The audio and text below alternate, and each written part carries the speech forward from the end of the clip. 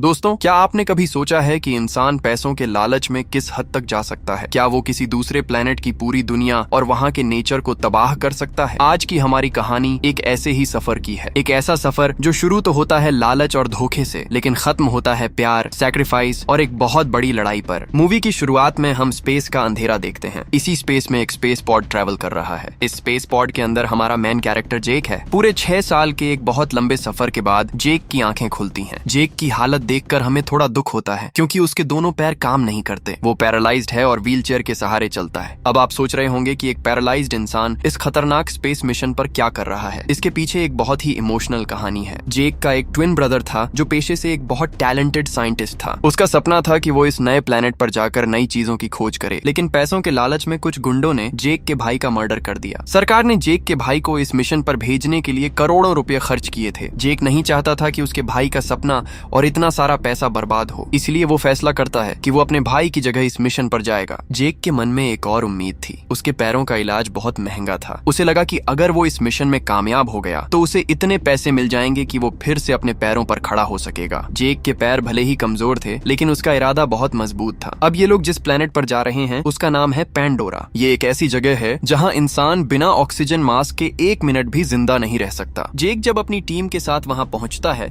तो उनकी मुलाकात उनके लीडर यानी कर्नल से होती है। कर्नल एक बहुत ही सख्त इंसान है। वो सभी को समझाता है कि ये प्लेनेट इंसानों के लिए बहुत खतरनाक है। यहाँ के जानवर और यहाँ के रहने वाले लोग, जिन्हें नावी कहा जाता है, बहुत डेंजरस हैं। यहीं पर जेक की मुलाकात एक और शख्स से होती है जिसके साथ वो 3 साल तक ट्रेनिंग करता है और वो अच्छे दोस्त बन जाते हैं। फिर जेक को इस प्रोजेक्ट का सबसे बड़ा सीक्रेट दिखाया जाता है, जिसे एवेटार कहते हैं। इंसानों ने एक ऐसी टेक्नोलॉजी बना ली थी जिसमें इंसान के डीएनए और उस प्लेनेट के एलियंस यानी नावी के डीएनए को मिलाकर एक नया शरीर बनाया गया था। ये शरीर दिखने में बिल्कुल एलियंस जैसा था, लेकिन इसे इंसान अपने दिमाग से कंट्रोल कर सकते थे। लेकिन आखिर इंसान इस प्लेनेट पर आए क्यों है? इसका जवाब देता है इस प्रोजेक्ट का हेड, जो एक बहुत बड़ा बिजनेसमैन है। वो अपनी टीम की हेड साइंटिस्ट को एक चमकता हुआ पत्थर दिखाता है। वो बताता है कि इस प्लेनेट के नीचे इन कीमती पत्थरों का खजाना दबा है। अर्थ पर इस पत्थर की कीमत करोड़ों में है। इंसानों की नजर इसी खजाने पर है और वो इसे पाने के लिए किसी भी हद तक जाने को तैयार हैं। अगले सीन में जेक को एक एडवांस मशीन के अंदर लिटाया जाता है और जब उसकी आंखें खुलती हैं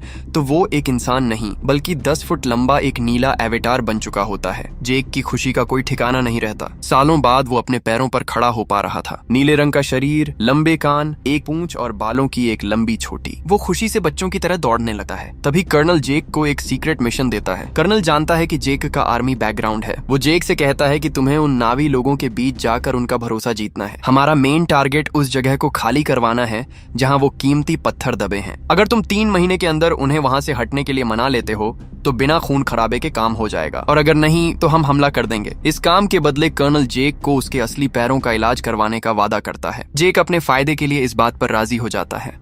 मिशन शुरू होता है। जेक अपने एवेटार शरीर में जंगल में कदम रखता है। वहाँ की दुनिया बेहद खूबसूरत लेकिन उतनी ही खतरनाक थी। अचानक जेक के पीछे एक बहुत बड़ा जानवर पड़ जाता है। अपनी जान बचाने के लिए जेक एक नदी में कूद जाता है और अपनी टीम से अलग हो जाता है। रात हो जाती है। अंधेरे जंगल में जेक अकेला है। खतरनाक जंगली कुत्ते उसे चारों तरफ से घेर लेते हैं। जेक आग जलाकर उनसे बचने की कोशिश करता है, लेकिन जानवर बहुत ज्यादा थे। तभी वहाँ नेत्री की एंट्री होती है। नेत्री उसी प्लेनेट की रहने वाली है। वो अपनी तीर कमान से उन जानवरों को मार गिराती है और जेक की जान बचाती है, लेकिन वो जेक से खुश नहीं है। वो गुस्से में जेक से कहती है कि तुम्हारी बेवकूफी की वजह से मुझे इन बेजुबान जानवरों को मारना पड़ा। जेक हैरान रह जाता है और कहता है कि अगर तुम्हें जानवरों की इतनी फिक्र है तो तुमने मुझे बचाया ही क्यों? नेत्री उसे एक बच्चा समझती है जिसे जंगल के नियम नहीं पता। लेकिन तभी जंगल के कुछ जादुई चमकते हुए बीज जेक के शरीर पर आकर बैठ जाते हैं। नेत्री समझ जाती है कि जेक कोई आम इंसान नहीं है। नेत्री कोई आम लड़की नहीं थी।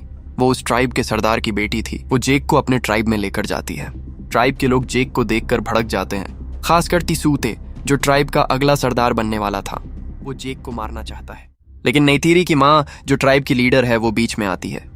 वो फैसला करती है कि नेतीरी जेक को उनके ट्राइब के तौर तरीके सिखाएगी। यहीं से जेक की असली ट्रेनिंग शुरू होती है। एक तरफ वो मशीन से बाहर आकर इंसानों को रिपोर्ट देता है और दूसरी तरफ वो एवेटार में जाकर नावी लोगों की जिंदगी जीना सीखता है। नेतीरी उसे तीर चलाना, खतरनाक घोड़ों पर सवारी करना और नेचर से प्यार करना सिखाती है। जेक धीरे धीरे उनके रंग में रंगने लगता है। एक दिन नेतीरी जेक को हवा में उड़ने वाले खूंखार बेंची पक्षियों के पास ले जाती है। वो जेक को बताती है कि ये पक्षी अपने सवार को खुद चुनते हैं और जिंदगी भर उसी के साथ रहते हैं। जेक अपने अपनी जान पर खेलकर एक बैंशी को काबू करता है और हवा में उड़ान भरता है। नेतरी और जेक आसमान की ऊंचाइयों में साथ उड़ रहे होते हैं। ये पल जेक के लिए किसी सपने जैसा था। वक्त तेजी से बीत रहा था। जेक के 3 महीने पूरे हो चुके थे। कर्नल उसे याद दिलाता है कि तुम्हारा समय खत्म हो रहा है। उधर पैंडोरा में ट्राइब के लोग जेक को पूरी तरह अपनी फैमिली मान लेते हैं। एक खूबसूरत जगह पर जेक और नेतरी एक दूसरे से प्यार का इजहार करते हैं, लेकिन ये खुशियां ज्यादा देर तक नहीं टिकती। अगली ही सुबह इंसानों की भारी मशीनें और बुलडोजर्स उस जंगल को तबाह करने आ जाते हैं। जेक उन्हें रोकने की कोशिश करता है, लेकिन कोई नहीं रुकता। जब ट्राइब के लोगों को ये पता चलता है तो वो जेक को धोखेबाज मान लेते हैं। जेक उन्हें सच्चाई बताता है कि उसे यहाँ जासूसी के लिए भेजा गया था। ये सुनते ही नेतरी का दिल टूट जाता है। वो रोते हुए जेक से कहती है कि तुमने मुझे धोखा दिया। ट्राइब वाले जेक को बंदी बना लेते हैं, लेकिन कर्नल इंतजार नहीं करता। वो अपनी पूरी सेना और खतरनाक वेपन्स के साथ ट्राइब के सबसे बड़े पेड़ होम ट्री पर हमला कर देता है। नावी लोग अपने तीर कमान से हेलीकॉप्टर्स का क्या बिगाड़ लेते। कर्नल अंधाधुंध बमबारी शुरू कर देता है। वो विशाल पेड़ आग की लपटों में घिरकर टूट जाता है। इस हमले में नेतरी के पिता की जान चली जाती है। इंसानों ने नेचर को पूरी तरह से बर्बाद कर दिया था। जेक और उसकी हेड साइंटिस्ट को इंसानों की फौज अरेस्ट कर लेती है, लेकिन एक बहादुर महिला पायलट जिसे इंसानों का ये काम बिल्कुल पसंद नहीं था, वो जेक और उसकी टीम को जेल से भगा ले जाती है। भागते हुए हेड साइंटिस्ट को गोली लग जाती है। जेक फिर से अपने अवतार शरीर में जाता है। उसे पता था कि ट्राइब वाले अब उस पर कभी भरोसा नहीं करेंगे। उनका भरोसा वापस जीतने के लिए उसे कुछ बहुत बड़ा करना होगा। जेक आसमान के सबसे खूंखार लाल रंग के पक्षी टोरुक की तलाश करता है। कहा जाता है कि जो इसे कंट्रोल कर ले वो सबसे बड़ा लीडर होता है। जब जेक इस विशाल लाल पक्षी पर बैठकर ट्राइब वालों के पास पहुंचता है तो सब हैरान रह जाते हैं। नेतरी की आंखों में फिर से जेक के लिए प्यार और रेस्पेक्ट लौट आती है। जेक अलग अलग ट्राइब्स को एकजुट करता है। वो हेड साइंटिस्ट को बचाने की कोशिश करते हैं, लेकिन बहुत देर हो चुकी होती है और वो मर जाती है। जेक ऐलान करता है कि अब हम पीछे नहीं हटेंगे। हम इंसानों को दिखा देंगे कि ये हमारी धरती है। लड़ाई शुरू होने वाली थी। जेक हजारों लड़ाकों को इकट्ठा कर लेता है। कर्नल को जब इसका पता चलता है तो वो घबरा जाता है। वो फैसला करता है कि वो पैंडोरा के सबसे पवित्र ट्री ऑफ सोल्स को ही बम से उड़ा देगा। जेक लड़ाई से पहले उस पवित्र पेड़ के पास जाकर वहाँ के भगवान से प्रार्थना करता है कि इंसानों को रोकने में हमारी मदद करें। अगले दिन आसमान में फाइटर जेट्स और नीचे नावी लड़ाके आमने सामने होते हैं। युद्ध शुरू होता है। जेक अपनी पक्षी सेना के साथ आसमान से हमला करता है, लेकिन इंसानों के वेपन्स बहुत भारी पड़ते हैं। नेतरी का पक्षी मारा जाता है। सूते और जेक की महिला पायलट दोस्त भी शहीद हो जाते हैं। हर तरफ लाशें और तबाही थी, लेकिन तभी जेक की प्रार्थना कबूल होती है। जंगल के जानवर जो कभी एक दूसरे के दुश्मन थे, आज सब एक साथ इंसानों पर टूट पड़ते हैं। आसमान में सैकड़ों विशाल पक्षी हेलीकॉप्टर्स पर हमला कर देते हैं। जमीन पर बड़े बड़े जानवर इंसानों की मशीनों को कुचलने लगते हैं। नेचर ने खुद अपनी लड़ाई अपने हाथों में ले ली थी। जेक हवा में कर्नल के मैन प्लेन को डिस्ट्रॉय कर देता है, लेकिन कर्नल एक रोबोट सूट पहनकर जमीन पर कूद जाता है। कर्नल को वो केबिन मिल जाता है जहाँ जेक का असली इंसानी शरीर लेटा हुआ था। कर्नल उस केबिन को तोड़ने लगता है ताकि ऑक्सीजन खत्म होने से जेक की मौत हो जाए। नेतरी वहाँ पहुंच जाती है और कर्नल से लड़ती है। कर्नल बहुत ताकतवर था। तभी जेक का एवतार वहाँ पहुंचता है और कर्नल से भिड़ जाता है। इस लड़ाई में कर्नल जेक को हवा में उठा लेता है और उसे मारने ही वाला होता है कि तभी नेतरी अपने धनुष से 2 तीर सीधे कर्नल की छाती में मार देती है। कर्नल वहीं ढेर हो जाता है। उधर केबिन टूटने की वजह से जेक के असली शरीर का ऑक्सीजन लेवल कम होने लगता है। उसका एवतार जमीन पर गिर जाता है। नेतरी भागकर केबिन के अंदर जाती है। वो पहली बार जेक के असली इंसानी चेहरे को देखती है। नेतरी जल्दी से उसके चेहरे पर ऑक्सीजन मास्क लगाती है। जेक की जान बच जाती है। दोनों एक दूसरे को देखकर मुस्कुराते हैं। मूवी के आखिरी सीन में बचे हुए सभी लालची इंसानों को वापस अर्थ पर भेज दिया जाता है। सिर्फ जेक और कुछ अच्छे इंसानों को ही वहां रुकने की परमिशन मिलती है। जेक हमेशा के लिए अपने इंसानी शरीर को छोड़कर अपना जीवन अपने एवतार शरीर में ट्रांसफर कर लेता है। अब वो पैरालाइज्ड नहीं था, अब वो एक सच्चा नावी था। जेक ने आंखें खोली और इसी के साथ ये कमाल की मूवी खत्म हो जाती है। दोस्तों, एवतार सिर्फ एक मूवी नहीं, एक बहुत बड़ा मैसेज है कि नेचर के साथ खिलवाड़ का अंजाम हमेशा बुरा ही होता है। आपको जेक और नेतरी की ये कहानी कैसी लगी? कमेंट्स में जरूर बताएं और वीडियो को लाइक और चैनल को सब्सक्राइब करना न भूलें।